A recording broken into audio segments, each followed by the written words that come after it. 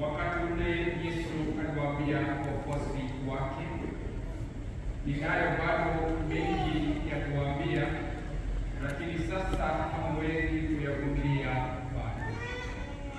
Lakini atakapokuja yeye Roho wa ukweli, atawaongoza katika ukweli wote, kwa maana hatasema yake mwenyewe, ila atakayoyasikia atayasema na kuwatangazia ninyi mambo yajayo.